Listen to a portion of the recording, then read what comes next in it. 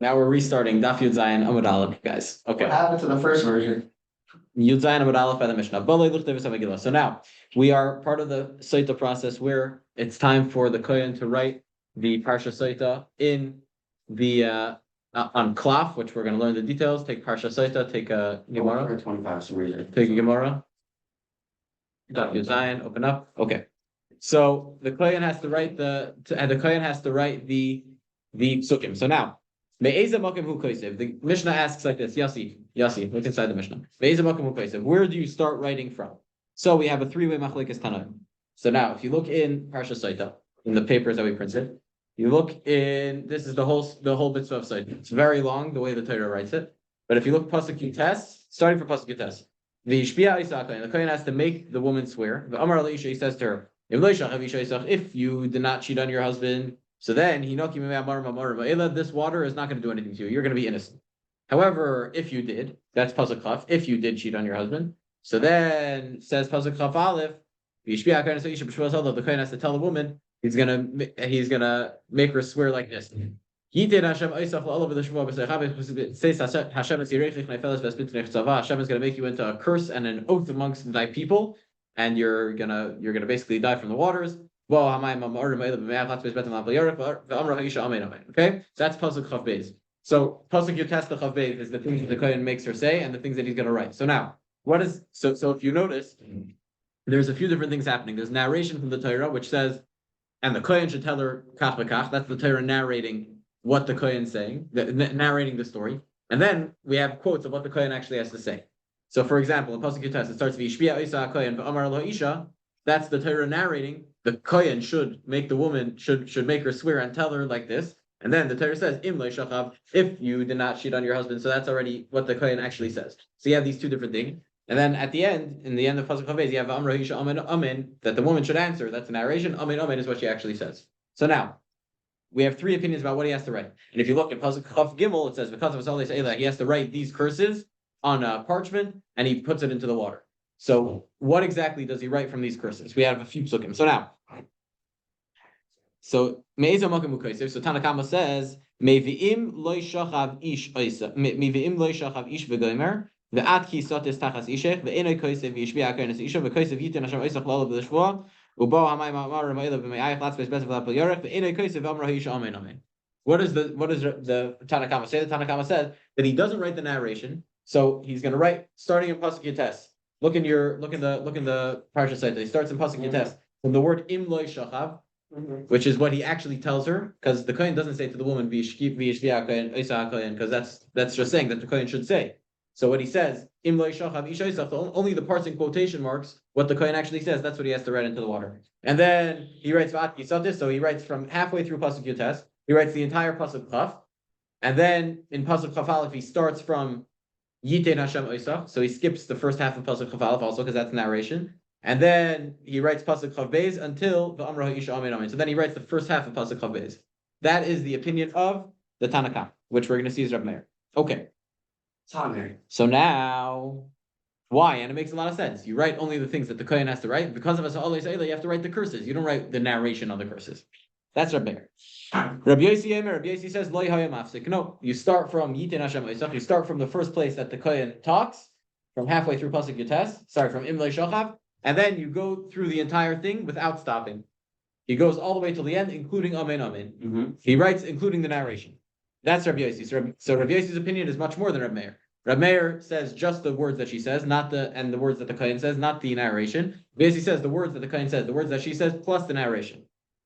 Then Rabbi Yehuda, like we mentioned 2 days ago, that Rabbi Yehuda, just like he has the smallest measurement for water, for the psukim he also has the smallest measurement. So Rabbi Yehuda has a small thing. Rabbi Yehuda Omer kol atzma ene koisev ela yitin Hashem oisach la'olo v'deshvo v'gomer v'va ma'imam ha'arim ha'ila b'me'ayach v'gomer v'ene koisev amar hisha amen amen. He doesn't write anything except the actual curse, because if you look in pasuk Yotes says the kohen tells her that if you did not cheat on your husband, then you're going to be innocent from these waters, which is mashma what? What does that imply? That she's safe. That implies that if she did, then the waters are going to do something to her. So according to Reb Meir, since it implies curse, so he still writes it. The Torah says to write the curses. The Torah doesn't say to write the brachas. So since it has an implied curse, so Reb Meir says to write it. But Rabbi Yehuda says you only write explicit curses. So Yotes, you don't write at all. However, you do write Yiten Hashem Oisa from Parsha, right? And also Pasuk Chaf is not even a curse. He's just saying the reality. You who cheated on your husband, if you did, then Hashem will make you. So that starts in Pasuk Chaf Aleph. So according to Rabbi Yehuda, you start from halfway through Pasuk Chaf Aleph, and then you do Pasuk, the first half of Pasuk Chaf Beis, and that's it. Just two half Pasukim, half of Chaf Aleph and half of Chaf Beis. Good. That's the Machlekes Tanoim, three-way Machlekes Tanoim. Yossi, you got it? You understood the logic between all the things? Okay, now Gemara. We're up to the Gemara Daf Yud Zayin Amud Aleph, guys. Everyone follow along. Yaakov Shimon, open up a Gemara. Open up your Gemara. Yud Zayin Amud Aleph. V'mai kamiflagi, what's the argument? So Bahai Kra kamiflagi. They're arguing about this pasuk. Which pasuk? The pasuk Chaf Gimel. Look in pasuk Chaf Gimel, the second side of the page. Because of us always the Kohen has to write these curses in a sefer, and he erases it into the water. So now, I can't find it. the last Masechta in that book, Daf Yud Zayin. Because of his so he writes these curses in the sefer. So now, Reb Meir Savar, Reb Meir, so you have a few words over here. Ha'olais, v'kasav, es ha'olais ha'ela. Three words that we're going to use. Es ha'olais ha'ela. So now, Reb Meir says like this. Ha'olais means the curses. So Reb Meir says, because of es ha'olais ha'ela, Reb Meir Savar, olais mamish. First of all, you have curses. The word olais teaches you only the curses. So yotes is not a curse. Yotes is really a blessing that implies a curse. But the first word always teaches you the curses themselves. So that's pasuk Chaf Aleph and pasuk Chaf Beis. Now, ha'olois, the Torah adds a hey. The Torah could have just said, and the Kohen should write curses. Kasav olois ela. But the Torah says ha'olois ha'ela. So the hey has to teach us something. So ha'olois the rabbis klolis habayis machmas brachos. The ha'olois is teaching you pasuk yotes, which is the curses that come implied from blessings. Where the Torah says, if you didn't cheat on your husband, you're going to be safe. And that implies that if you did, then you won't be safe. So it says Reb Meir that pasuk is included because of the hay of ha'olis. Next. Eile, then you have the next word, ha'olis ha'eile. So first of all, eile is the mu'tei kol alish b'mishnah Torah. It's coming to exclude. The word eile means these curses that are here in Parshas Sotah, that's what you write. You don't write curses elsewhere in the Torah, in Chumash Bamidbar. Those curses don't go into the. You might think, oh, let's just write all the curses in the Torah. No, just these curses. Okay, that's Eila. Ha'Eila, the extra hey, is l'mu'utei tzavois v'kabolis amen. It's to take out the narrations in the pasuk. The Kohen should do this. The Kohen should say this. The woman should say this, and to exclude the amen, which the woman says. You only write the curses and the implied curses. You don't write that the woman says amen. Okay. V'Rab Yosi. However, Rabbi Yossi, who argued, Rabbi Yossi says you write everything, including the narrations, including Amen. So kulu kidikamris. Everything what you said, good, givaldik. Your explanation on ha'olois, ha'olois, eila, ha'ela, I agree with that. However, es l'rabbis tzavois v'kabalois. The Torah, you're missing a word, says Rabbi Yossi. The Torah says because of es ha'olois ha'ela, it adds the word es, and the word es teaches you that he should also write the narrations and he should write the answering Amen. So the S adds these extra things in the middle. Rab Meir, but Rab Meir argues with Rabbi Yossi. How come? Because esim loy darash. Rab Meir holds that you don't darshan esim in the Torah. When the Torah says es, it doesn't mean anything, and you don't have to put meaning into the word es. Okay. Now, so that's Rabbi Yossi and Rab Meir. Figure it out. So Maria? We're in the middle of the Gemara. Yeah. Rabbi Yehuda, we're almost in the middle of the Yom. Rabbi Yehuda, what about him? What does he say? So he says, Kulu b'miyuti darish luhu. Rabbi Yehuda says that every word in this pasuk, es ha'olais ha'ela, is all coming to limit what you write. So olais mamish.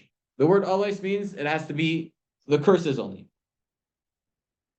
Right? So that says that the Torah says you write only the curses. So that's like Reb Meir said, right? So that's pasuk Chaf Aleph and Chaf Beis.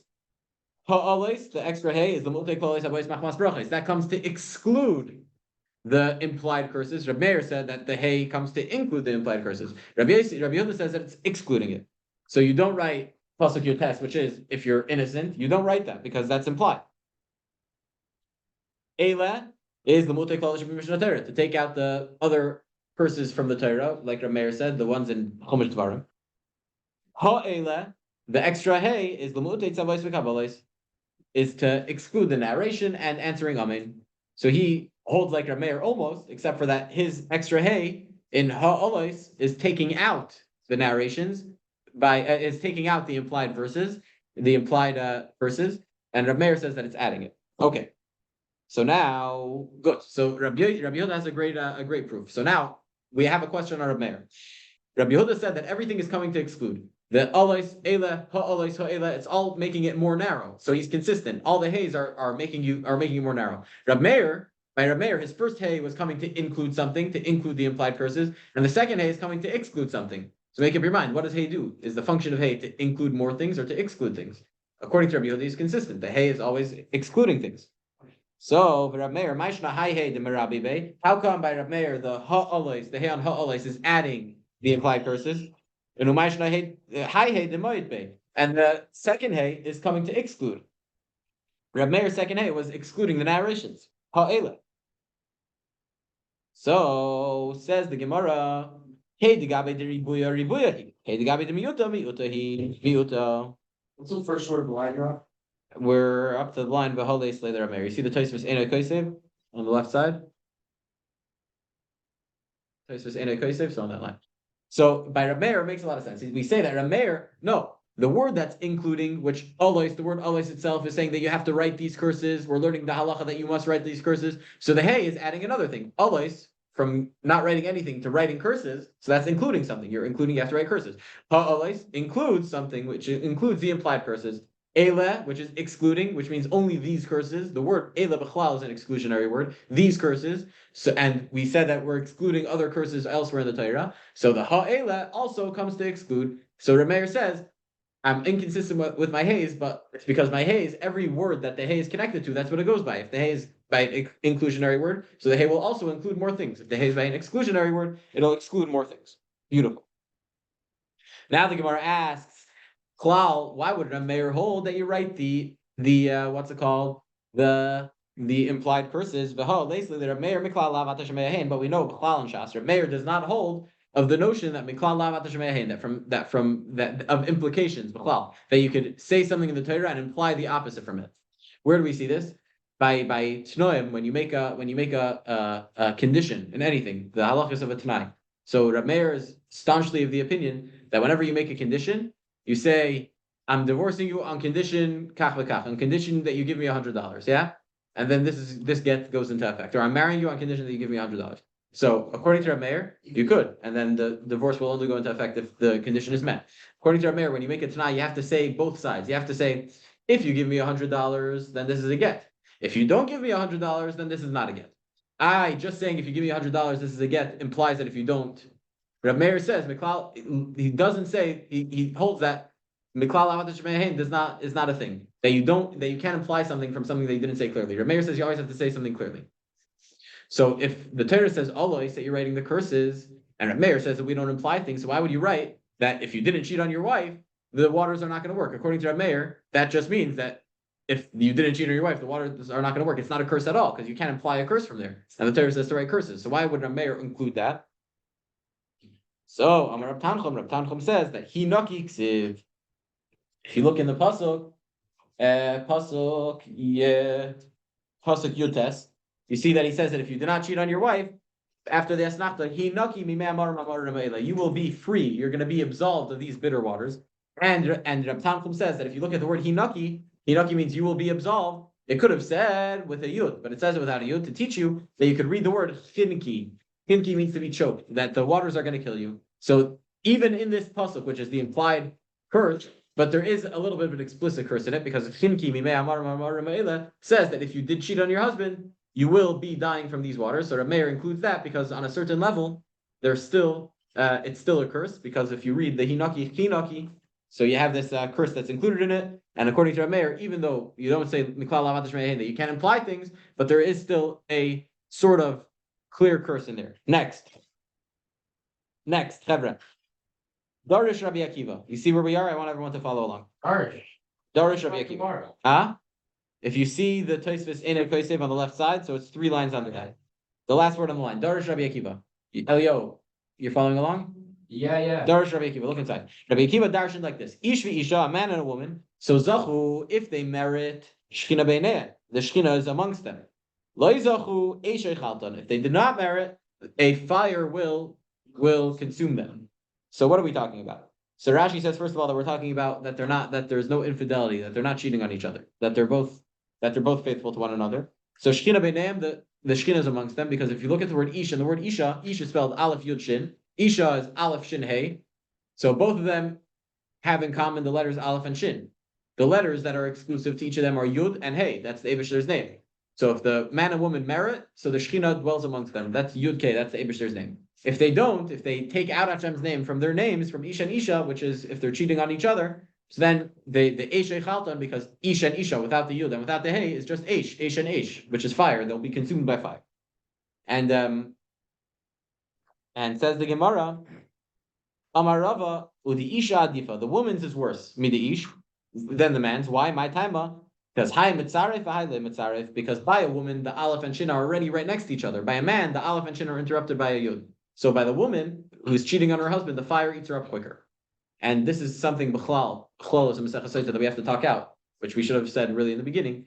That chlal and Sotah, it seems a little bit sexist that the whole process is on the woman, not the man.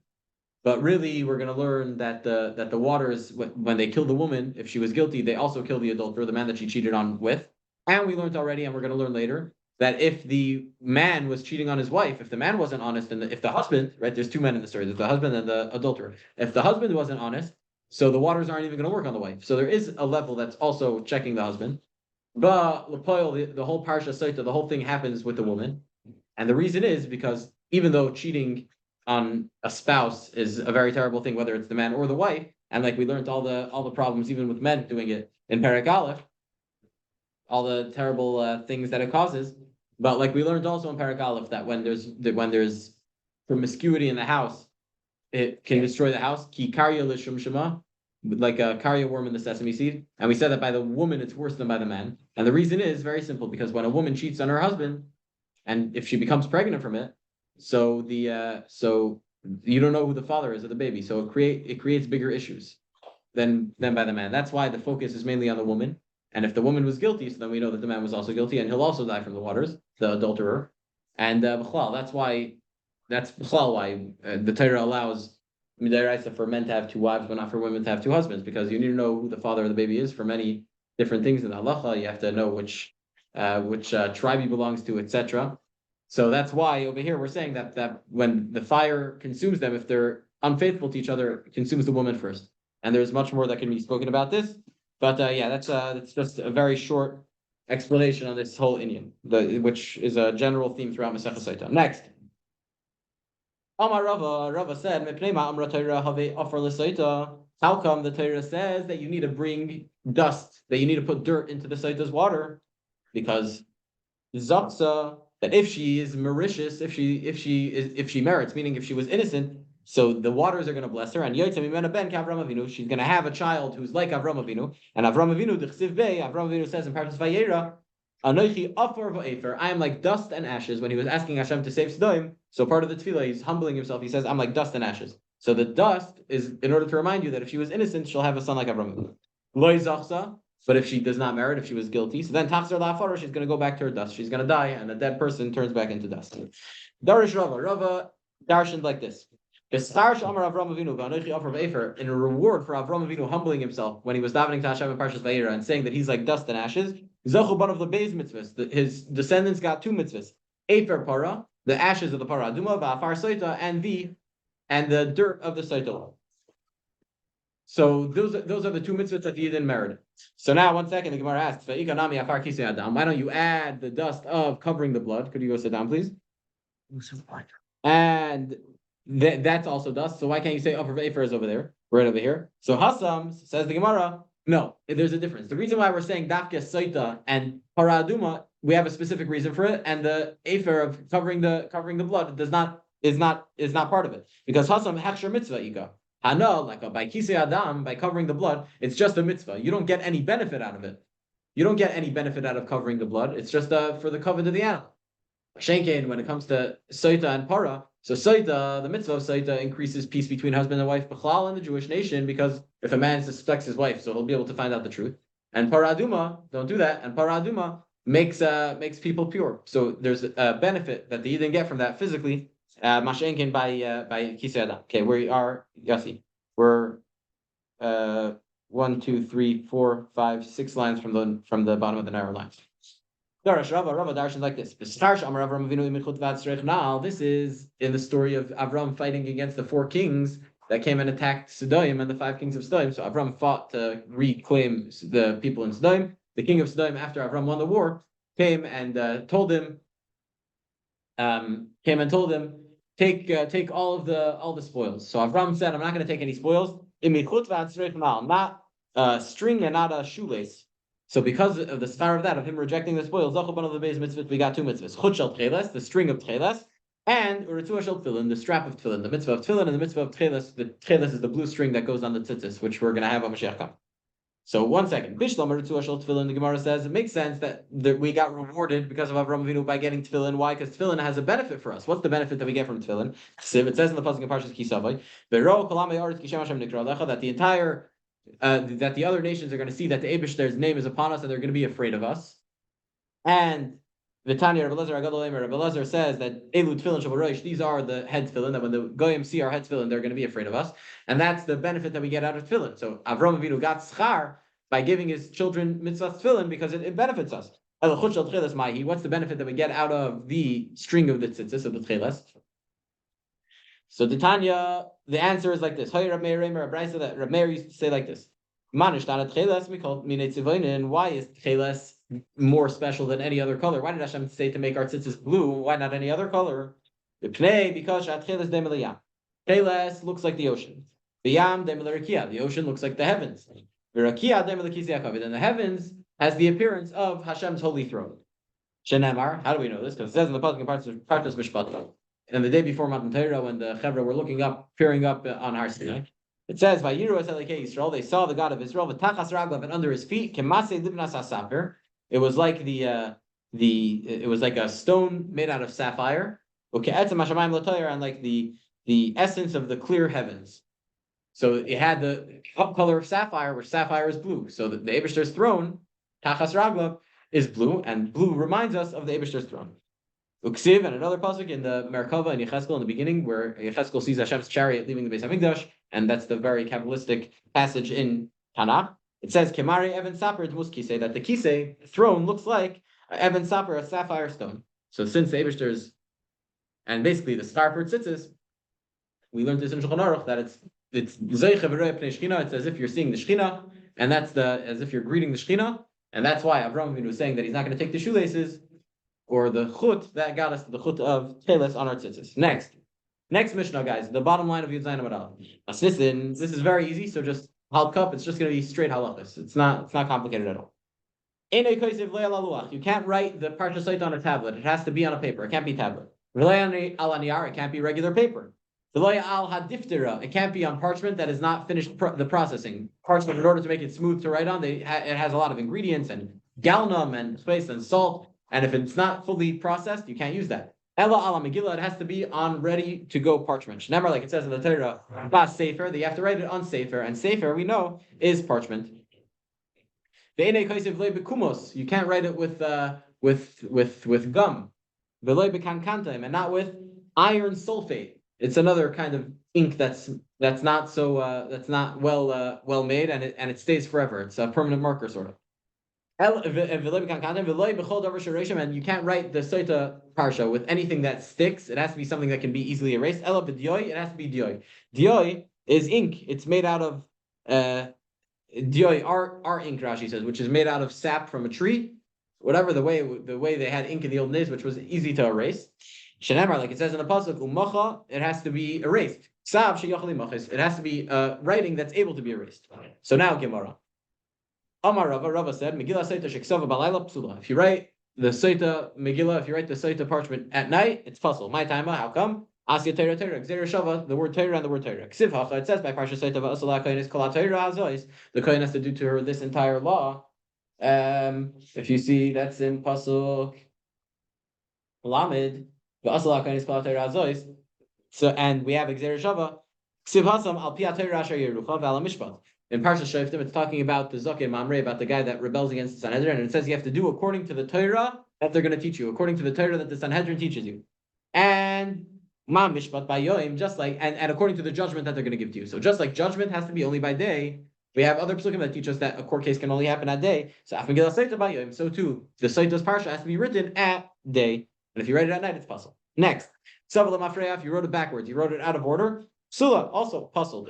Like it says in the pasuk, because of us always you have to write these curses. This comes to teach you ki diksiva. You have to write it the way that they're written. Write it in the order that it's written. It's written, first pasuk Yitest and Chaf, Chaf Aleph. That's the order that you have to write it. Next. If you wrote it before she accepted the swear upon herself, before she said the Amen Amen, this whole Parshas Sotah, the things that they say, if you wrote it before she said it, so psula also it's puzzle. Shanamar, it says in the pasuk V'yishbia, he has to make her swear. The achar kach v'kasav, right? V'yishbia has pasuk Yutes Chaf Chafal Chaf Beis, and then afterwards pasuk Chaf Gimel v'kasav. Then he writes it down. Next, ksava igeres, if you wrote it like a letter, which means that he wrote it without sirtot. We have a halacha l'meisha b'sinai that whenever the Torah says the word sefer, by a get, sefer Torah, all these things, it has to have sirtot. It has to be, you have to have imprinted lines in the Torah. If you look at a Torah, you'll see imprinted lines it's like what do they call those things? Like the composition notebooks. They have lines, so you imprint the lines, and that's how. So the word sefer halacha l'meisha means it has to have sirtot. So if you wrote it igeres, also psula. But sefer amarachman, because the Torah says it has to be sefer. Turning to daf chesed aleph, ksava al shnei daf, and if you wrote it on 2 pages, psula, also puzzle. Sefer echad amarachman. The Torah says it should be on a sefer that's 1 sefer, not 2. V'lo shnayim u'shleisha svarim, not 2 or 3 svarim.